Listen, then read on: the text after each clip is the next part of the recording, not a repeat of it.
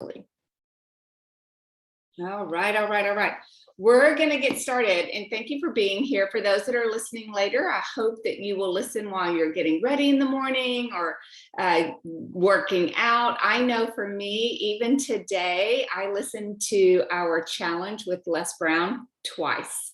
I listened to it getting ready this morning. And then today I was going to an appointment and was like, I need to listen to it one more time. So I hope that any of us that are going to listen to this, that we understand that sometimes we can multitask. Sometimes we have to go back and say, I need to re-listen to that. How many of you guys do that with podcasts and different things? I'm like, now I'm going to have to go back and actually take notes. So now I'm listening to it for 2 hours and it's not 1 hour. And I need to start learning how to be a little bit more intentional with those kinds of things. But this is what we're going to talk about tonight. And that is, can you work this business? And I'm sure several of you guys were curious as to, well, heck yeah, I can work this business. Why would you even ask me that question? And then others of you might be, oh my goodness, like maybe I can't work this business. And maybe she's about to tell me that. And our thoughts that go on whenever we see that, it either ticks us off, motivates us, or makes us want to crawl into a cave. And so I really want us to look at this, and I really want you to look at your meter, your meter on your own self as to what it takes to be successful in this business. And do you have what it takes? And can you do this? And I will say, before I even get started, I know you can. I hope that you know that you can. And I will also say that when I started 8 years ago, I knew that at that time, Rosalind Payne was pretty much I had not seen anyone else post. But I knew if Rosalind could do it, I could do it. And Rosalind's a big deal, right? But I was like, that girl puts on her jeans the same way I put mine on every single day. So if she can do this and she's successful and she's passionate and she sees what these ingredients can do, then it's something I need to look into. And if she can make it successful, I can make it successful. She was working 3 jobs at that time. I was working a full-time 12-hour, 14-hour shift, depending on what the day looked like and the clients that were coming in. And so I just knew I would make it work. And that's really what it boils down to. Everything that we're about to talk about is your commitment. It's your belief in yourself. It's your commitment to yourself. It's your commitment to your future. And so as we get started, I want you to visualize, and I know some of you do this. I literally probably do it every day. I want you to visualize what you believe Plexus will do for your life. And maybe just write down some bullet points of, why did you step into this business? Why do you still show up every day, even though you might be disappointed some days? Why, whenever celebrations may be far and few between for you personally, do you still say, I'm going to grow, I'm going to engage, I'm going to plug into community, I believe in this? I want you to write down. I know whenever I started this business, I wanted to be able to buy, $150 crazy basketball shoes for my son who played full-time sports. I knew that I wanted to have a day that I could take my girls shopping and not say you can only get one thing. So can't get both shirts. You can get one shirt and maybe a pair of jeans, but you'll have to get the earrings on your own dollar.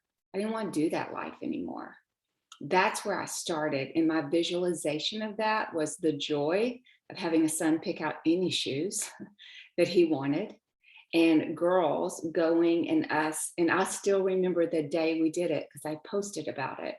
We went to lunch. We had lunch together. We went shopping at our favorite place in Allen, here in North Dallas. And they got to go in and try on all these different things. And whenever it was time to go, they were like picking out what their one outfit would be. And I told them, hey, why don't you just get it all? And they couldn't believe it. It was the greatest joy I've ever had, because we were limited on our budget.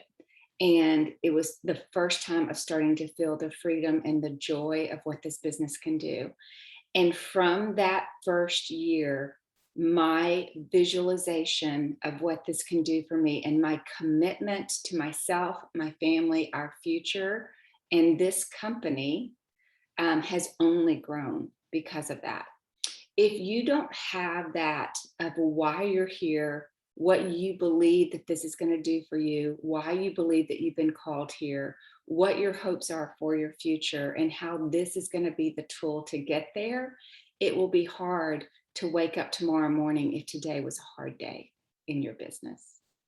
There were a lot of times in my 8 years that I went to bed going, I don't know that I can do, I really don't know that I can do this. I don't know if I'm making any influence. I don't know if my team respects any form of my, like, do I have influence in any way? Like, do I have value for them to listen to? Or do they care? Like, I would question myself and I would question my work. But the next morning, I woke up refreshed and I was ready to do it again because I believe without a doubt I've been called here. I believe that God has called all of us to shepherd. That is what I believe. You may believe differently. And whenever I say shepherd, I'm just saying you're responsible. You're responsible for a group of people within your organization. You're responsible for clients. And in that, you have been called to serve them well because they aren't served well in today's world. They aren't loved on in today's world. And so knowing that and knowing that I had that responsibility, my commitment stayed strong. So there might be some days that you're like, I'm quitting. And the next morning you wake up and say, I'm ready to be rehired. I'm ready to go because your commitment is that solid, because your belief is that solid. So I hope that you wrote down what you visualize this to be, because this is the bottom line. This business is for you and you can do this business, but it's a decision. No matter what, it is a decision that you are predetermining today for every day in your future. And it's a decision that you predetermined whenever you said yes to this business and you just allowed yourself to hope a little bit and to dream a little bit in those first couple of months. And you made a pre-decision at that point. Chris probably remembers this, but for years, every January, I would say, I want you to recommit for a year. And I'd say, I want us to sit down today and recommit for the next 12 months, because it's that commitment that you aren't letting yourself down. You're not going to let me down. And I don't mean that harsh, but I know God has people for my organization. And if you were to leave, or anyone on your team was to leave you, they're not letting you down. They're letting themselves down. And it is your place to help them visualize and see what their future can be. But in the end, you still love them. You might be sad. You might grieve. You might say, she has so much potential. But you're not letting me down. You're letting yourself down. And so that's what we always have to understand in this business. And when you understand that, you don't have highs and lows when people leave, because it's not going to break your business. The Lord is going to grow your business if you show up every day and you're faithful. His faithfulness will double and triple yours. Does that make sense? So this is what I want you to think about is the determination and the decision in your belief in yourself, in these products, in this company, your predetermined decisions over any obstacle, that you become creative in how you solve the problems around those obstacles, and the commitment that you're making. And I've thought so much about, whenever I was thinking about what does it take to do this business and to be successful in this business? And the bottom line is commitment. The commitment to growth, commitment to yourself, commitment to your integrity, commitment to getting out of your comfort zone. But as I thought about it, and I thought about scripture, and I thought about, how does God show that? And the biggest form to me was marriage. I think marriage is the greatest covenant on earth that we can know and understand what a covenant of true commitment is. And I think that God uses it to show us the commitment that we have with him and him with us, and that covenant that is made that is not broken. And I know that there's people on this call, and there's people that are going to be listening that are single. There are people that have never been married. There are people that have gone through divorces. There are people that have been married multiple times. There are people that are still waiting or they're engaged to be. There's people that are widowed. There's all kinds. Whenever I speak of commitment of marriage, I'm not talking towards abuse. I'm not talking about when you have worked it out and gone to counseling and begged your spouse to go to counseling and it hasn't worked out and it's broken. This is a form of a picture that I want you to understand, that we all understand what marriage looks like. So as I talk about marriage, I don't want you to say, is she calling me out? Is she judging me? This makes me feel weird.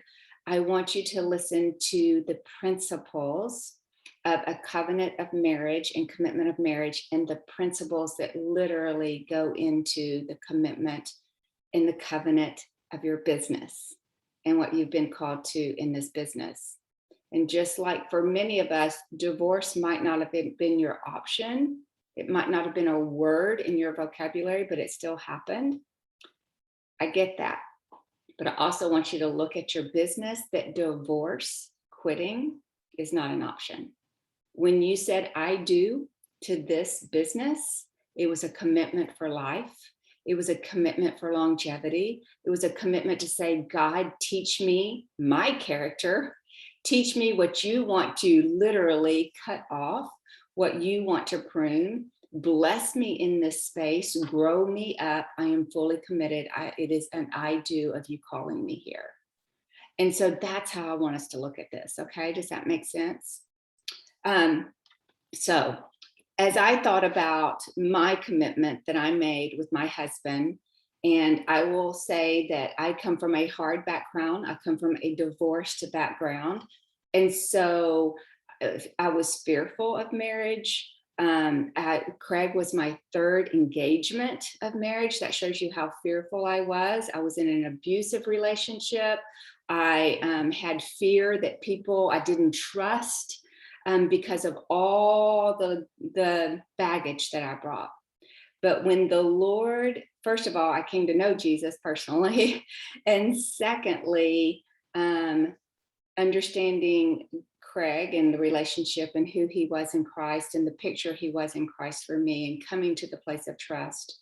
When we married, that commitment for me was forever, and divorce was not an option. I come from divorce. I know what it feels like to feel abandoned. I know what it feels like to question abandonment. I know what it feels like to not know who's actually telling the truth and who's not whenever you're in that situation. And so this was a forever for me. And praise God, the ones prior to that were not good for me, the Lord gave a way out for me, because I couldn't have said forever in those situations. Does that make sense? But in that was not part of it. And so it wasn't an option. And it was a predetermined decision by both of us. So we have been married 29 years. It'll be 30 in April. The word divorce has never been an option for us. When we have gone through hard times, that word was not part. Now, I will say there was one time in my marriage of 29 years that the enemy tried to make it an option. And there was a fleeing, right? You flee from temptation, and that was in finances. We know the stats of finances and divorce. And we know what the enemy can do when you feel so strapped and you have such a fear and you have to flee from that. And I think about that. So that's the one time in 29 years that I was like, I'd be better off. I'd be better off. Isn't that crazy? That I thought, and I knew immediately to start praying. I knew immediately to never let that thought come back in my head. And so I want you to think about that whenever you think about this business and you're ready to quit, because a thought comes into your mind that the grass is greener on the other side. And I want you to flee from those thoughts that the enemy wants to use against you, because he knows the plenty and the harvest that is ahead for you. He knows the growth that is ahead of you. He knows the love and the joy and the happiness that is ahead of you. And those thoughts that come in so quickly that he loves to jolt us with and throw those arrows towards, we have to be predetermined to say, no obstacle will keep me from doing what I know this business and this tool will do for my future. Does that make sense? Okay, so as we look at this, and as I predetermined ahead of time that that was not an option, let me tell you what had to be in place for quitting a marriage to not ever be even on the table of conversation. Forgiveness, communication. Communication is such a big piece, and believe me, it's going to come into your business in just a few minutes ago. The way I thought about my husband, the way that you think about a friend, a spouse, a child, someone in your organization, your thoughts of that person will bring your actions of that person. So if my thoughts of my spouse, who I predetermined that divorce is not an option, I will never quit on him. If my thoughts become that he is not happy with me, or he's never, ever, ever going to do the things that I want to do in life, or we don't,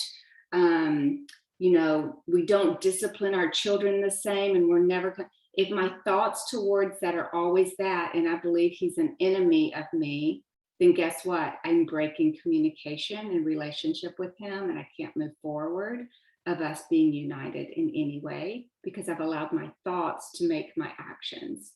Same thing with your business, of how you see people, view people, prospects, customers, sidelines, downlines, uplines.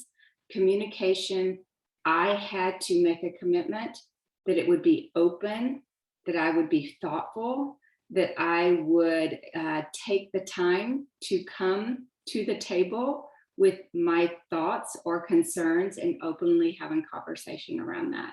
Another one was praying for my spouse. If I was committed forever, then that meant I prayed for him. Even when I was ticked off, even when I thought he was wrong and I was right, I prayed for my heart to change, and I prayed for me to love him well. And I prayed to always be able to come to the place of forgiveness first and foremost. So praying for your business, for your people, for your prospects, praying that when your downline isn't doing what you want, or your upline you feel like isn't supporting you in the right way, instead of breaking the bondage of commitment and relationship and learning how to really partner well in this business, you pray for your heart, and you only look at what do I need to change in the midst of this, and you pray for that person. Another thing that I knew without a doubt that would have to be a predetermined decision is that I always had future vision, not past conflict. I did not keep score, praise God. Now, I don't have a great memory, so I told Craig, you are in the best place and have the best spouse, because I can't remember yesterday's. So dude, just give it a little bit of space, I'll never know. So, but right, I'm so thankful that I have a loss of memory and I can't keep score. And I think that there are times that you need to have a loss of memory in your business and not keep score. I know in my 8 years, I've had people on my team that kept score on Melissa, on what did I give them? Did I send prizes to them? Did I buy them gifts? Did I post every single day on my team page? Did I serve them well? Did I bend over backwards for them? I mean, they kept score. And that keeping score was building conflict, and they definitely chalked it up.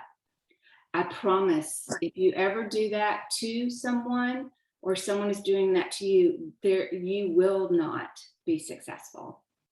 And so being able to have future vision, I want you to think about the future vision of your organization, what you want your organization to look like, what you want the culture to be like. I know for us, future vision was big. When we got married, we were in high debt. We didn't get to have a lot of entertainment. We, did a lot of takeout was our date night. We had future vision that wouldn't be forever. We wouldn't be in a small itty bitty apartment forever. We would have a home at some point. We lived in future vision. We didn't sit in what we started with and say, this is my forever. And so I want you to think about that with your commitment to this business and to yourself, your family, and your future, that if you have hardship right now in your business, it doesn't mean that it is forever. It means that you're going to grow through some things. You might have to get rid of some debts in your business, right? You might have to learn how to serve in your business. You might learn how to get out of your comfort zone to be able to get to your future.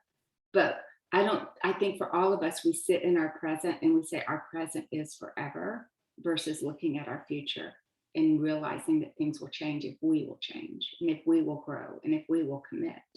So being able to see those things. And then the other thing was in our marriage of 29 years, it was relationship development. We had to learn to be really relational with each other. We got married with no babies. Then we had babies. We had to learn a new relationship with babies crying, 2 girls 15 months apart, lots of illness, lots of tears, all of those things. We had to build a new relationship with each other. As they grew and we had to separate out because everyone went to different sports, we had to become very predetermined on having date nights so that our kids did not literally fill up our entire life and we had time for each other. When we became empty nesters, we had to learn new things to do with each other of adventures and fun because our focus wasn't on our children. They weren't, quote, our entertainment of taking them all over the country for competitive sports. We now had time. It was relationship development. The same thing in your business of building relationships and seeing it flourish and seeing the fruit of that and really serving and bringing value to your people. And we see that so much in this business. We see people all the time that are saying, I didn't know this person before Plexus and now they're one of our dearest friends. Or we do vacation together, but we met in this business. You are building relationships with your teams, with your clients and things like that. And then lastly was seeing the good. Always seeing the good over the bad. If my husband didn't take out the trash, or I was like, why can't he read my brain and like vacuum if he sees me dusting? Like, see the good. See that maybe they're just waiting on you saying, hey, babe, could you take out the trash? Sure, I can. See the good in your people. See the good in your upline, your downline, your sidelines, your clients. Don't get frustrated with them. Yes, we want them to be successful with their businesses, with their supplements, but see the good and the benefit of doubt. So you can do this business if you're committed and you've predetermined, I will not quit. I will be a creative problem solver. I will work through the obstacles. I will adjust the way I think. I will pray over my organization. I will ask God, where is he opening up opportunities that I don't even see? And I will see the good that this is happening for me, not to me. And that God is teaching me through that process. So understanding those different pieces. It's kind of like what we talked about at the beginning of visualizing. Like you always have to remember why you said yes to this business. I remember, I don't know if y'all been through 29 years of marriage. There are times that you're like, now why did I say yes? Why did I think we were compatible? And guess what? I went back to why did I say yes? What was it about my husband that made me fall in love with him? What was it about his character that made me feel at peace, that made me feel safe? What were those things? And the biggest thing about that, of us saying yes to business, to marriage, to any commitment, is remembering why the yes was. Because a lot of times we start looking other places and saying, oh, that looks more attractive. That company looks more attractive. That organization, man, I wish I was in that upline over there. And then we have to go, why did I say yes here? Why did I say yes in this space? What was my why for this business? Don't ever forget it. Don't ever forget it. So seeing that and understanding that and making those adjustments. I think a lot about making adjustments in our business. And whenever I say that, like prioritizing your business, don't make it the last thing. Man, I'm going to do all these fun things. I'm going to do all these distractions. I'm going to make sure that like I really give my kids all my focus, even if I don't want to give my kids my focus, because I don't want to prioritize my business. And so I'm going to do all this other. And if I have some time tonight and I'm not really exhausted and brain dead, I will do my business. Like really adjusting your life to this commitment. You said yes to this business and you said yes. I fully believe that the Lord has called every one of us into this business. I just do. I know for me, it doesn't, whenever you're praying for something and it is given to you by the Lord, you can't say that you weren't called into this space. You just can't. And so every one of us had something that was missing in our life, something that we needed to revive our life, something to heal our body, something to excite us, something to challenge us, something to fill financially the gaps that we had wide open. When God answers that, it does not mean that you were not called and invited into this space. And so understanding and adjusting to that and making it a priority is so important. I think about the adjustments that I had to make in my marriage in the beginning. It was so interesting to have somebody sleeping beside me. In our first year of marriage, no kidding, my husband used to have really, really high stress. And so he talked in his sleep and walked in his sleep. And I literally, like our first week of marriage was like, I have married a demon, like what is happening? Because he would get out of bed, he'd make all these crazy noises. Our first week, he like acted like he was in an elevator and got out of the elevator and was laughing at the people that he was hiding from. Like that was my world. So we calmed down the stress. Thank you, Plexus. But like you have to make adjustments. Or have you ever thought about like you go into the shower? Well, used to, you had the shower curtains. If you have the older bathrooms, now it's just, you know, showers that you step into. But I'd go in from the back, he'd go in from the front. It was so confusing to me of how the curtain was done. Or I used the toothpaste a certain way and he used it just, we had to adjust. And so I want you to think about that with your business. Like you committed to this, where do you need to adjust? Your time, your schedule, your priorities, that you're nurturing your business, you're developing your business. If you want to be successful in this business, you have to do that and you have to make it a priority in the work that you're doing. And so being able to see that, the forgiving piece that I talked to you about a little bit earlier, I think one of the biggest areas in that is forgiving yourself. Forgiving yourself.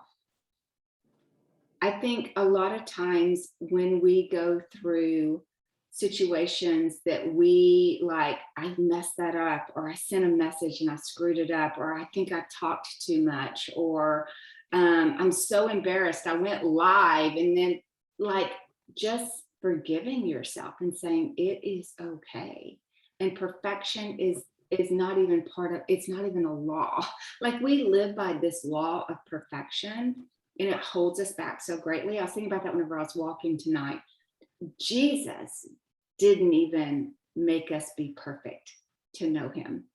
He covered us fully in grace. He says, come as you are.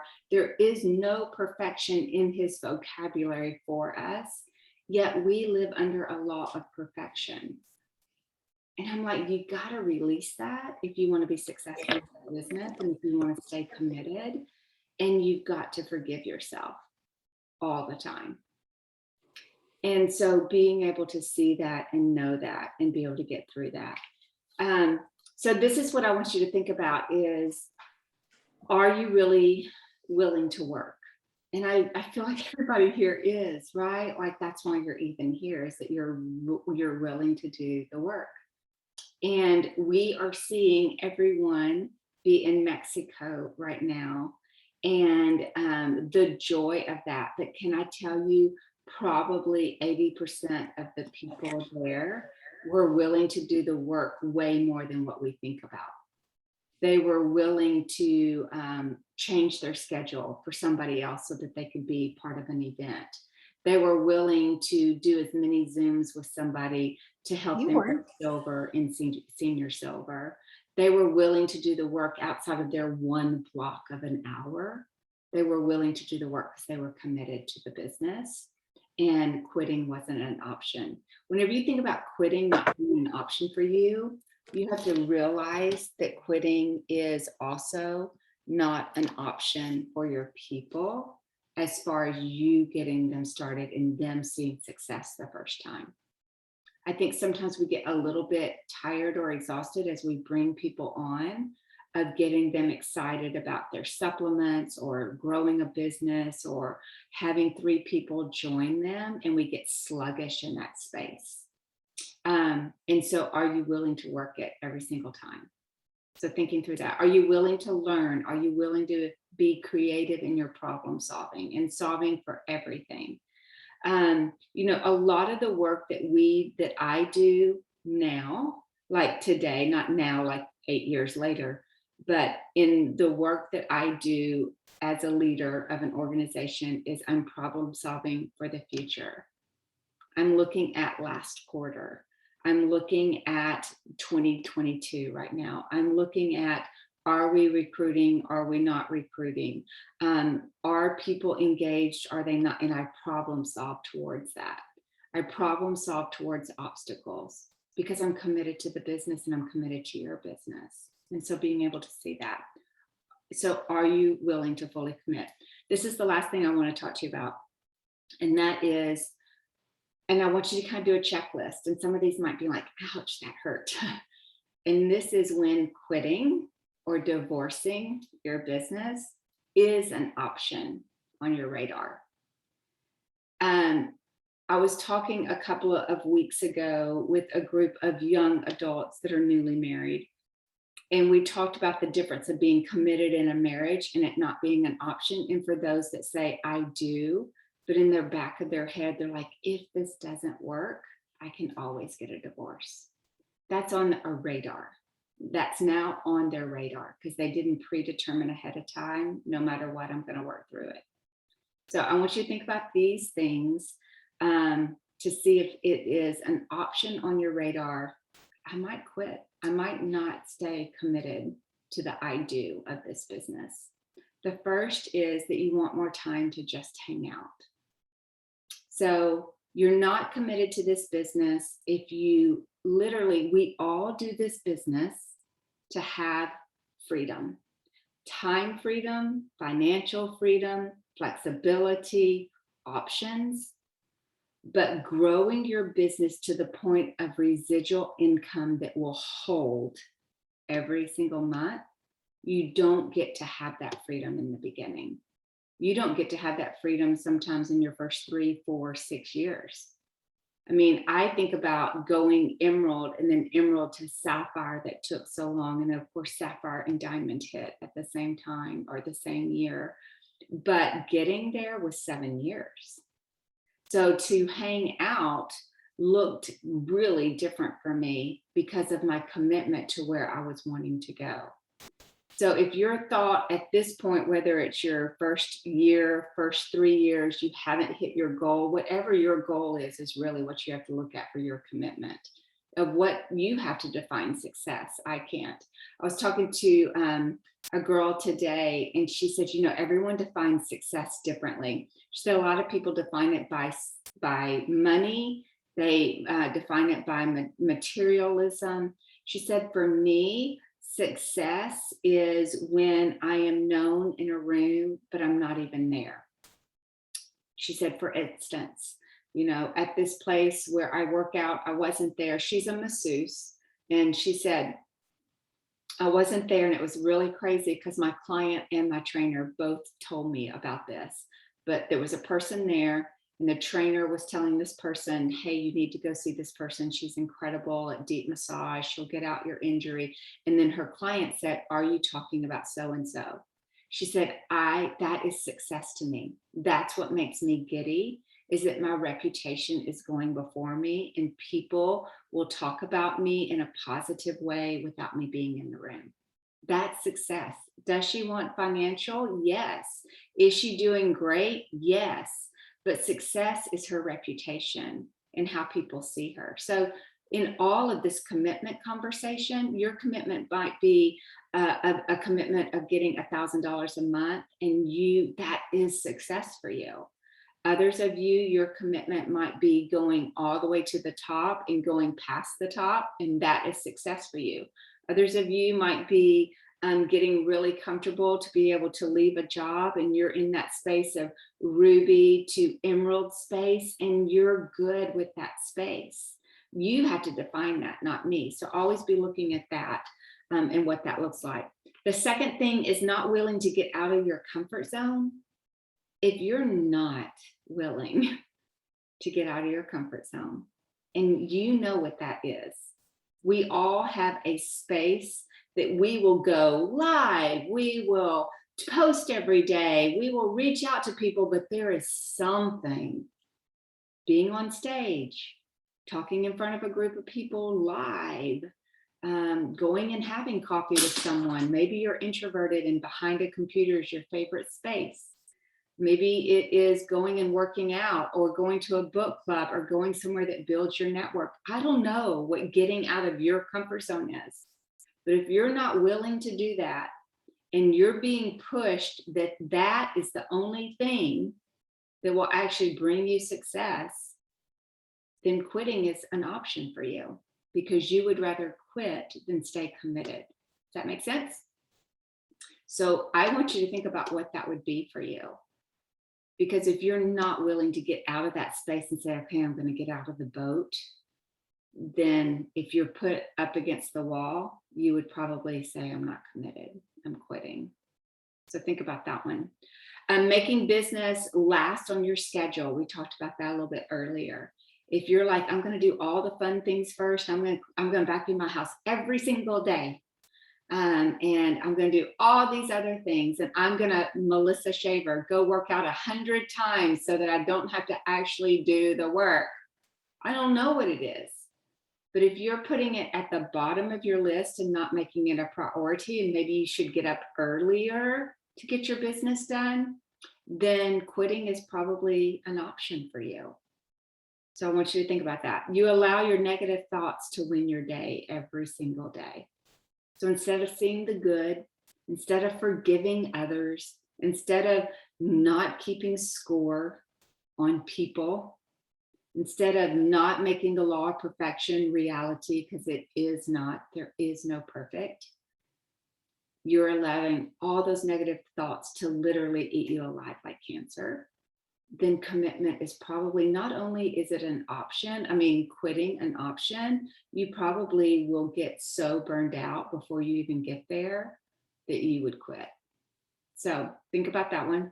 You make an excuse every day for why you didn't work your business. If you make an excuse every single day of, tomorrow I'll do my reach outs, tomorrow I'll do my reach outs, these are the things that happened today, tomorrow I will really, really, really engage in that area of my hot list. These are the reasons I couldn't today. If you do it over and over and over again, you probably have divorce on your little hot list for this business, because when it gets rough and hard and not fun, this isn't fun anymore, you're going to quit. You might come back in a couple of months whenever you go, wow, the grass wasn't greener on the other side.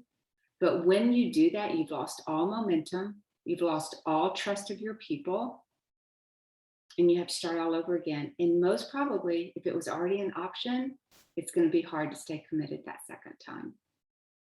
The next thing would be that you have no accountability to be pushed.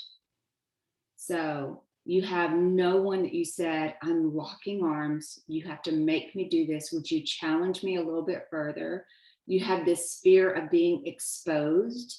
You have this fear of someone seeing that you really aren't doing the work, but the accountability would give you the challenge to actually making it happen.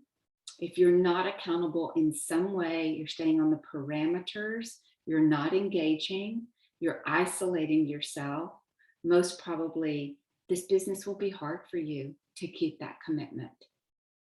The other thing would be you make an excuse for why others are successful. If you are making excuses why other people are successful and you're not, quitting is probably an option for you. It's probably on your radar. You think that their life was so easy and yours is so hard. I promise you, every single life is hard. Every single person has tragedy, hurt, grief, forgiveness issues, obstacles, child concerns, relationships, illnesses, financial problems.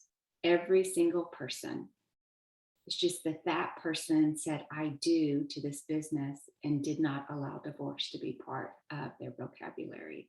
And that's why they have that success. So being able to see that.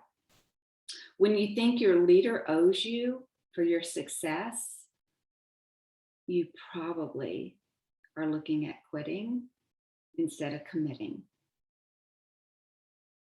All of our upline, yeah, we have a responsibility.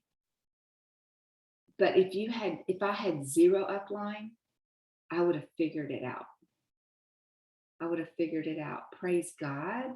I had an upline that was engaged and participating. But when she was flying up to Diamond in those 2.5 years that were crazy, Melissa did not get a lot of her because Andrea Mitchell's team was blowing up and we only have 24 hours in a day. And so guess who got the most attention? Did I quit because of that? No. Did I forgive? I had to a lot. I'll be totally honest. I felt like a stepchild sometimes. But in the end, I understood. I saw the humanness. I saw the good. I saw that we only had 24 hours. I saw that there were hundreds of diamonds going onto that team. There's only so much time. And I still got some of the time. But in the end, I knew what I had to do. In fact, it made me buckle up tighter because I was like, I'll show you. I can do this. If they can do it, I can do it. So I let it fuel me. Your upline owes you support without a doubt, but they don't owe you your success. That makes sense?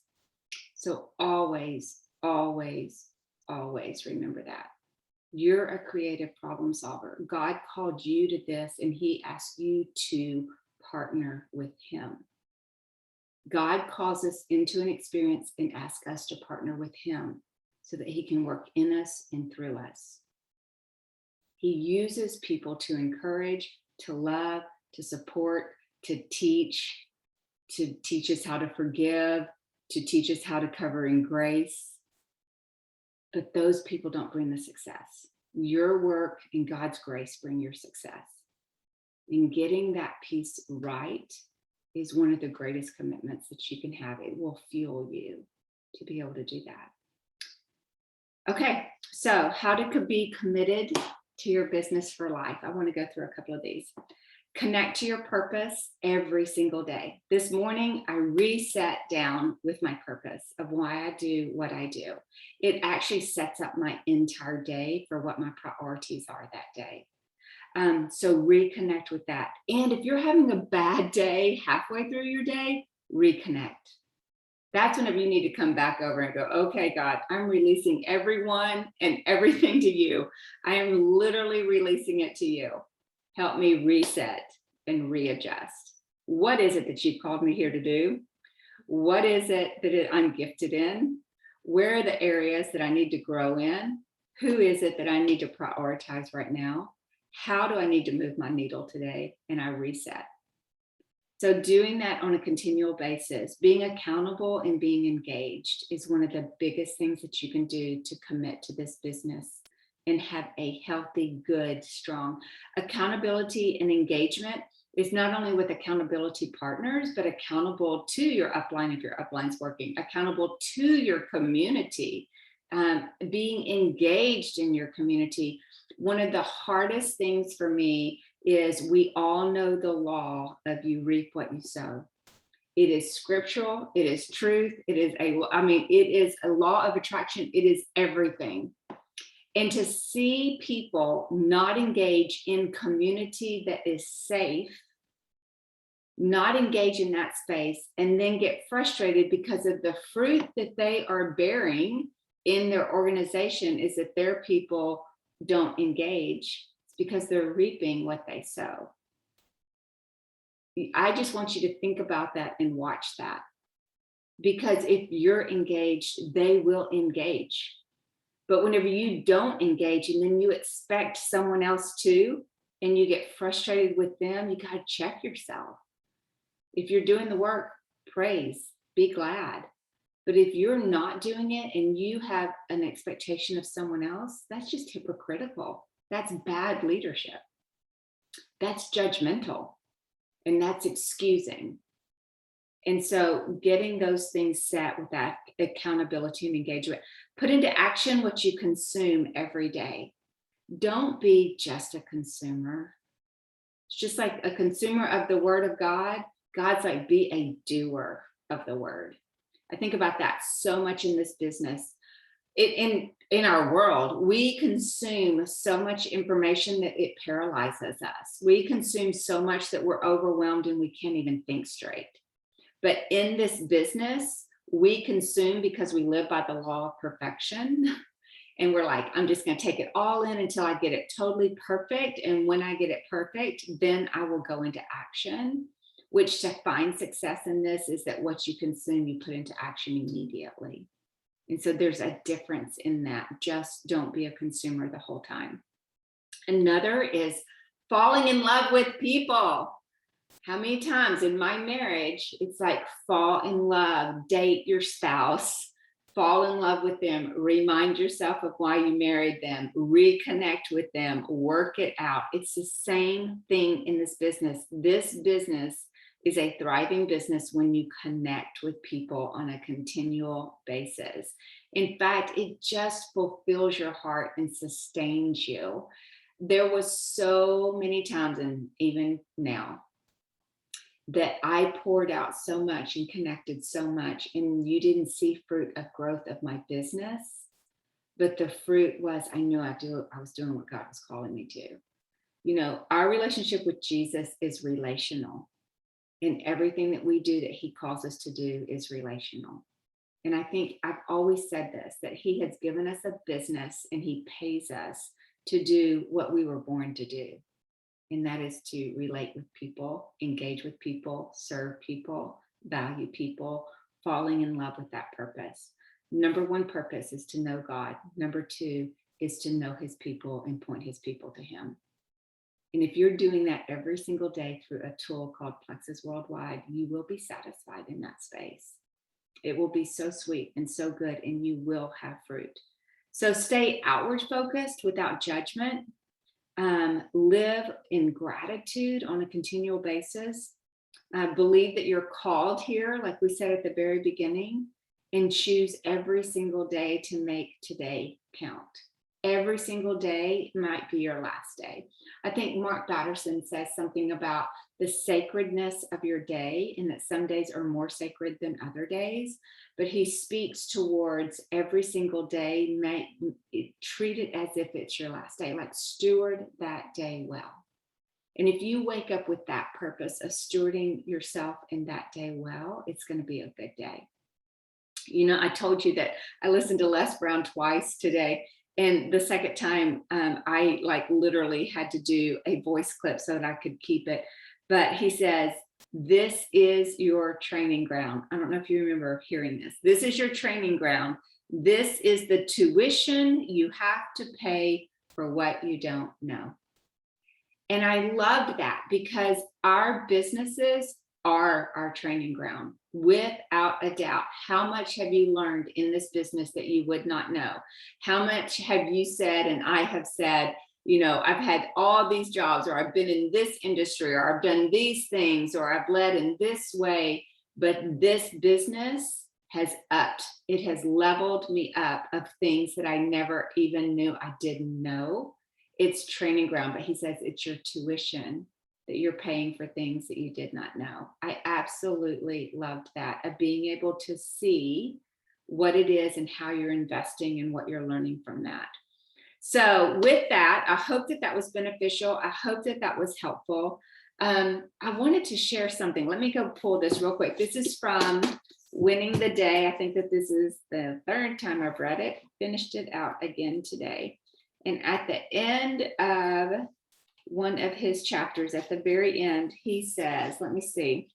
Oh, the one thing that I shared with you earlier, when quitting is an option on your radar, I told you that you will, you know, always saying, I'll do it tomorrow, like making excuses and moving it out. And he calls that don't fall into the when then trap. And that is thinking we'll be happy when we find ourselves, you know, when this happens, then I'll show up. Like when I get my next recruiter, then I will get out of my comfort zone for the next piece. Then it will build my confidence of seeing the difference of that. And we have to guard it against that. The other thing that he says is there's two threats in our lives, two threats. The first is past tense guilt of everything that we didn't do.